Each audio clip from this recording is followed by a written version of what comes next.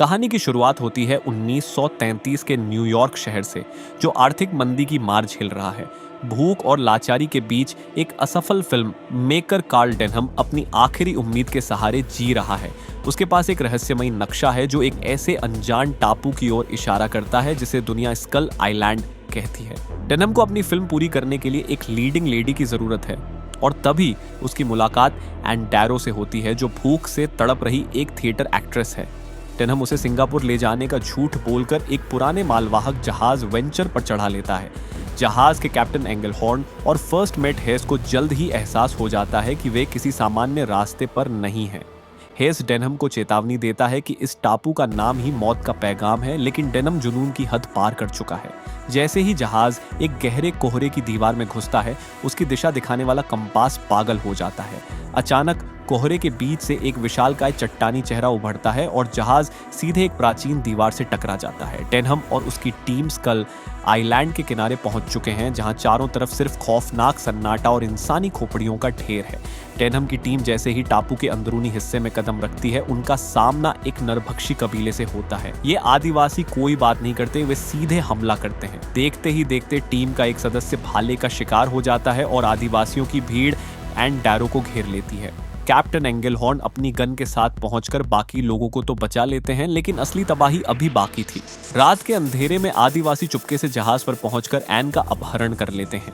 जब तक Jack Driscoll और टीम वहां पहुंचती है, एन को एक विशाल वेदी पर बलि देने के लिए बांध दिया गया होता है।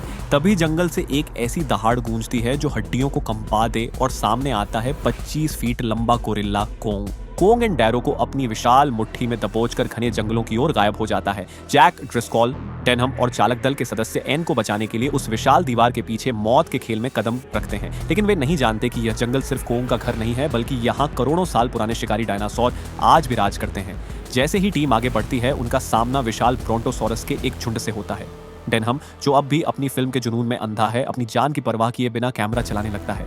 तभी खूंखार कार्नोटोरस उन पर हमला कर देते हैं और देखते ही देखते एक भयानक भगदड़ मच जाती है। टीम के सदस्य डायनासोरों के पैरों के नीचे कुचले जाने लगते हैं। इस खूनी संघर्ष में डेनहम का कैमरामैन हर्ब मारा जाता है, लेकिन डेनहम को दुख होने के बजाय इस बात की खुशी है कि उसने दुनिया का सबसे शानदार फुटेज रिकॉर्ड कर लिया है।